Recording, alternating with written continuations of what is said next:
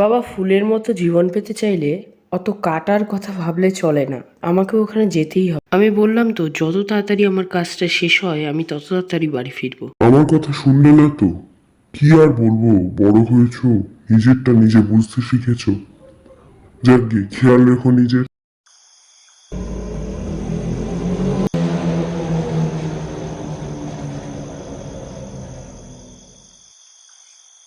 কি হলো ভুবন, তুমি এই রংপুর কোঠাবাড়িতে কি করতে এসেছো? আজ তো সাপ্তাহিক বন্ধ, তোমার তো জানা কথা।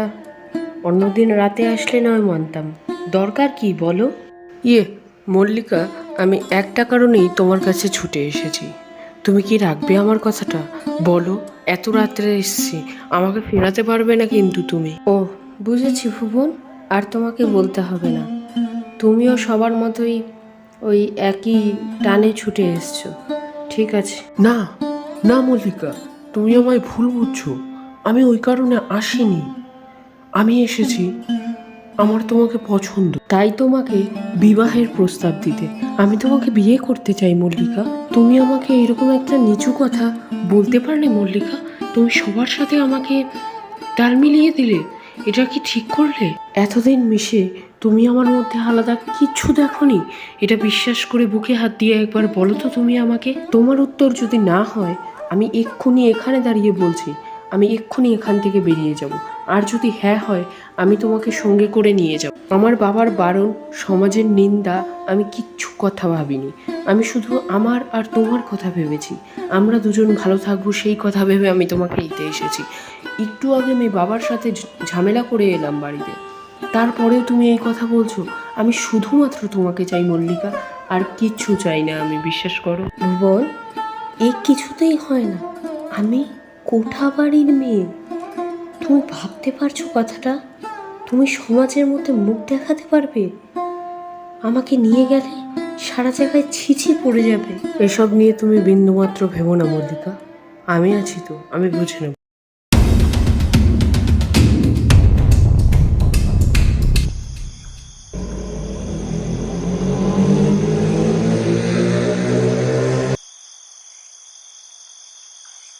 রাত পেরিয়ে ভোর হতে চললো, এখনো আসছে না ছেলেটা।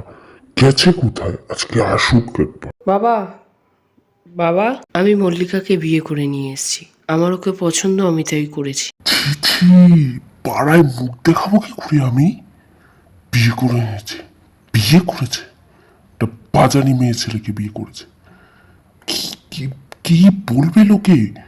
সমাজে বেরোতে পারবো না, মুখ দেখাতে পারবো না। অত সমাজ টমাজ জানি না বাবা, সমাজের কথা আমি ভাবিনি।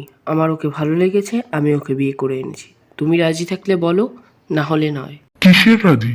জানোয়ার ছেলে বিয়ে করে এনেছে, ওই বিয়ে আমি মানি না। তুই বেরো আমার বাড়ি থেকে। একটা কোঠা বাড়ির মেয়েকে এই ভদ্র বাড়ির বউ বলে আমি মেনে নিতে পারবো না। তুই এক্ষুনি বেরিয়ে যা, আমি চোখের সামনে তোকে আর দেখতে চাই না। আমার গাটা জ্বলে যাচ্ছে, রাগে রি রি করছে। তুই বেরো এখান থেকে। কোন সাহসে বিয়ে করে এখানে এসে আমার সামনে দাঁড়িয়েছিস? কোন মুখ নিয়ে?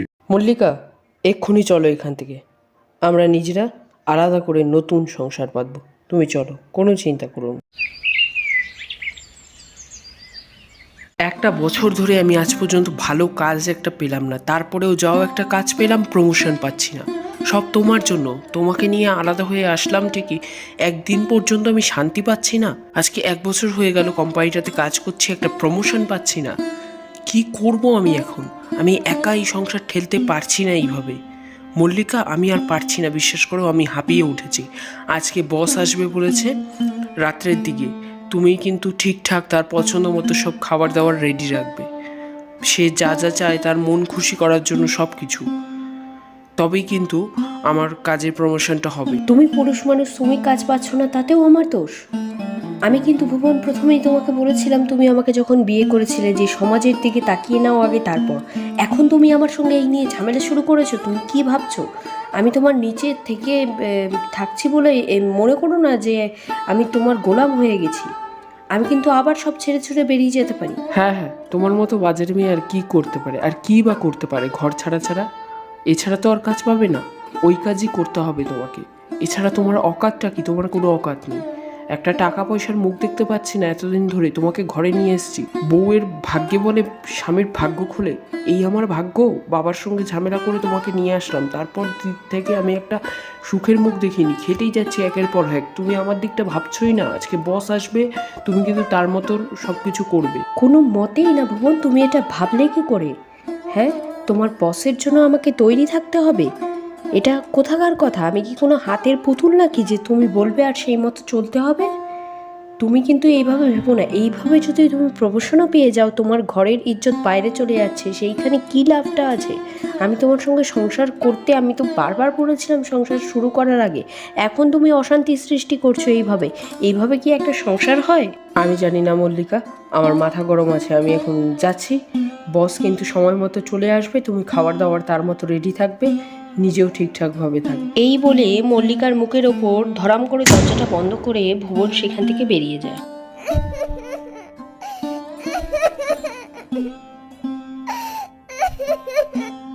আসুন আসুন আসুন আসুন স্যার, এই যে এই হলো আমার স্ত্রী মল্লিকা। এটা ভুবনের বউ? একে আগে কোথায় একটা দেখেছি, চেনা চেনা ঠেকছে, মনে করতে পারছি না। জিজ্ঞেস করবো একবার ভুবনকে। না না থাক, আমাকে একটু মনে করতে হবে, কোথায় যেন আগে দেখেছি। আরে মল্লিকা মা, তুমি তো খুব সুন্দরী আছো। তা উম, আজ খাওয়া দাওয়া ঠিক আছে, থাক, আজ বিশেষ করব না, খালি একটু শরবত দিলেই হবে, তোমার হাতের শরবত। স্যার, বলছিলাম কি যে এইবার কি একটু প্রমোশনের ব্যবস্থাটা হতে পারে? অবশ্যই অবশ্যই, কেন হবে না ভুবন, অবশ্যই হবে। তোমার এমন সুন্দরী বউ, নামও সুন্দর মল্লিকা। ও, বলছি ভুবন, তুমি আর তোমার স্ত্রী কি তাহলে এখানে একাই থাকো নাকি? মানে বলতে চাইছি যে তোমাদের কি কোনো সন্তান টন্তান? না না স্যার, আমি আর আমার স্ত্রী এখন একাই। একটু সময় ফিরলে তারপরে সব ভেবে দেখব। আচ্ছা আচ্ছা, তাহলে আজ আসি। কোথায় দেখেছি মেয়েটাকে?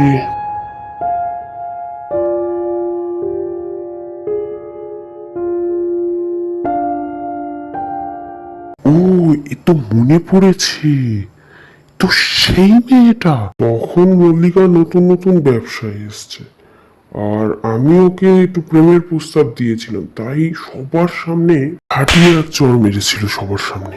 এইবার এর প্রতিশোধ তো আমি নেবই, ভুবনের সংসার আমি ছাড়খাড় করবই।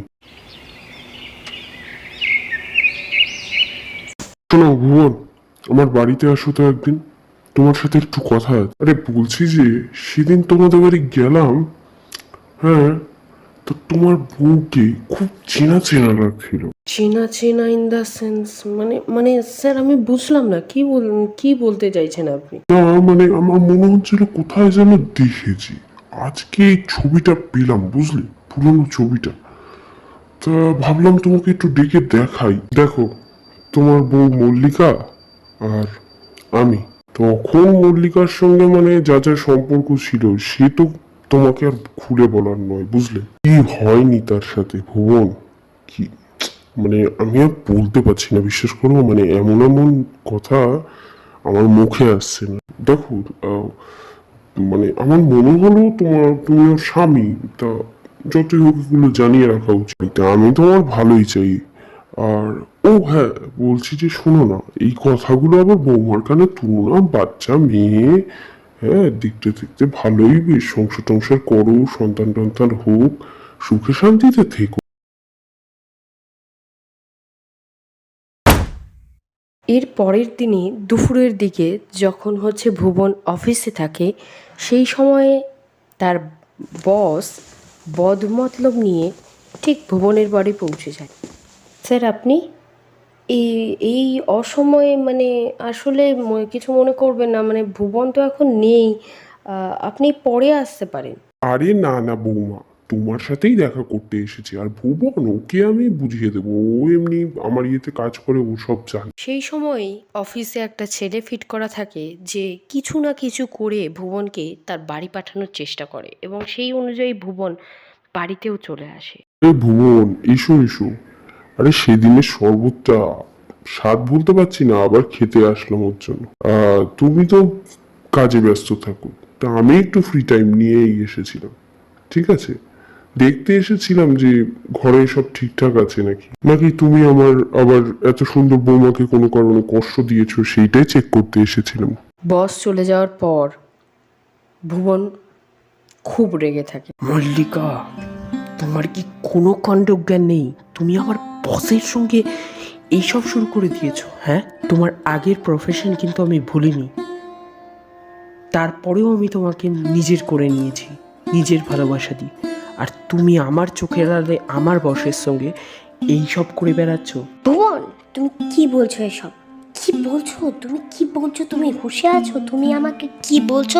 তোমার মতন বাজারে মেয়েকে ঘরে আনাই ভুল হয়েছে। তুমি ভালোবাসার মানেই বোঝো না। তোমার মতন নোংরা মেয়ে ছেলেকে আমার ইচ্ছা করছে। হাতের সামনে থেকে ছুরিটা নিয়ে খুব রাগের মাথায় মল্লিকার পেটের মধ্যে চালিয়ে দেয়। সঙ্গে সঙ্গে মল্লিকার মৃতদেহটা মাটিতে লুটিয়ে পড়ে। ভুবন কিছু বুঝতে না পেরে বসকে ফোন করে। সব জানালে ওই দেহটাকে লুকিয়ে ফেলে। আর এই নিয়ে কোনো প্রশ্ন ওঠে না। ভুবনকে এর কোনো শাস্তিও পেতে হয়। অফিসের কেবিনে তখন ভুবন আর বস ছাড়া কেউ নেই। স্যার, আপনার কথা শুনে আমি যে কাজটা করলাম, মল্লিকাকে যে এইভাবে রাগের মাথায় মেরে ফেললাম আপনার সঙ্গে দেখে, তো আমি কি ঠিক করলাম? আপনি তো আগের দিন ছবিগুলো দেখালেন আপনার সাথে, তাতে করেই মাথাটা প্রচুর রাগ হয়েছিল। আর আপনাকে তখন ওর সাথে দেখে আরও বেশি রাগ চেপে গিয়েছিল, তাই ঝগড়াতে ওইরকম করে ছুরি চলে গিয়েছে। এই কথাটা আবার অফিসে ঘুরতে থাকা মল্লিকার আত্মার কানে যায়। সে এসব শুনতে পায় যে তার মানে বসই এই কাজগুলো করিয়েছে, ভুবনকে তাতিয়েছে। সেদিন রাতে ভুবন ঘরে ঘুমালে তখন মল্লিকার আত্মা সেখানে আসে। ভুবন, ভয় পেও না আমাকে, ওঠো, আমি তোমার মল্লিকা। আমি আজ সত্যিটা জানতে পেরেছি, তুমি আমাকে মারোনি। তোমার মনে জাগানো অন্যের সন্দেহ এই সংসারটা শেষ করেছে। তোমার বসই হচ্ছে মেন কালপ্রিট। আমি তাকে প্রথম যেদিন দেখেছিলাম সেই দিনই চিনতে পেরেছিলাম, কিন্তু আমাদের সংসারটা যাতে নষ্ট না হয় তাই তোমাকে কিছু বলিনি ওই ভয়টাতে। আর তুমি ভাবলে আমি তার সাথে নাকি ওই রকম অবৈধ সম্পর্ক করেছি। কে কে মল্লিকা? কিন্তু আমি চাই, আমি শাস্তি দিতে চাই। আমি নিজে হাতে শাস্তি দেবো তোমার বসকে, তাতে কোনো কিচ্ছু হবে না, তোমারও কোনো ক্ষতি হবে না। আমি হয়তো সংসারটা আর ফিরে পাবো না, কিন্তু তুমি কি জানো আমার মধ্যে তোমার সন্তানটাও বেড়ে উঠছিল। আয় হায় মল্লিকা, তুমি এটা আগে কেন বলনি যে তোমার মধ্যে আমার সন্তান বেড়ে উঠছিল? ইস, আমার মতো পাপী আর কেউ নেই। নিজে হাতে নিজের সংসারটা আমি শেষ করলাম সন্দেহের বশে। এইভাবে একটা গোলাপকে কাঁটায় পরিণত করলাম আমি। কেঁদো না ভুবন, এতে তো আর তোমার হাত নেই। ওইসব ছাড়ো, এখন বলো বসকে কি করে শাস্তি দেওয়া যায়। ওসব তুমি ভেবো না, আমি ঠিক ব্যবস্থা করে দেব। মল্লিকা, তোমার জন্য তো আর কিছু করতে পারিনি, এটাই করব। এরপর ভুবন মিথ্যা কথা বলে বসকে তার ফাঁকা বাড়িতে ডেকে নিয়ে আসার পরই সেখানে হঠাৎই মল্লিকার আত্মা সেখানে দেখা দেয়। বস তো সেসব দেখে ভয়ে একদম কাবু হয়ে গিয়েছে। সন্দেহের বশে ভুবন মল্লিকাকে মেরেছিল, সেই ছুরিটা নিয়ে এসেই মল্লিকা ওইটাই বসের পেটে চালিয়ে দিতে বসের দেহ ওইখানেই পড়ে থাকে। পুরনো ছুরিটা এমনি জঞ্জাট হিসেবে সিঁড়ির কোণায় পড়েছিল, আর সবাই মনে করে যে সিঁড়ি দিয়ে নামতে গিয়ে তখন কিন্তু পা পিছলে সেইখানে বস পড়ে যায়, আর পড়ে গিয়ে তার পেটের ছুরিটা ঢুকে যায়। এর জন্য দোষ আর কারোই হয় না, মল্লিকার আত্মাও শান্তি পায়। তো যে শান্তি পায় না সে হলো ভুবন। মৃত্যু এখন ভুবনের কাছে অনেক সহজ মনে হয় এই অনুশোচনার জীবন থেকে। সে এটাতে কিছুই আর শান্তি পাচ্ছে না। সন্দেহের বশে তার ফুলের মতো সংসার, পাক পবিত্র স্ত্রীকে, সন্তানকে সে নিজের মেনে ফেলেছে।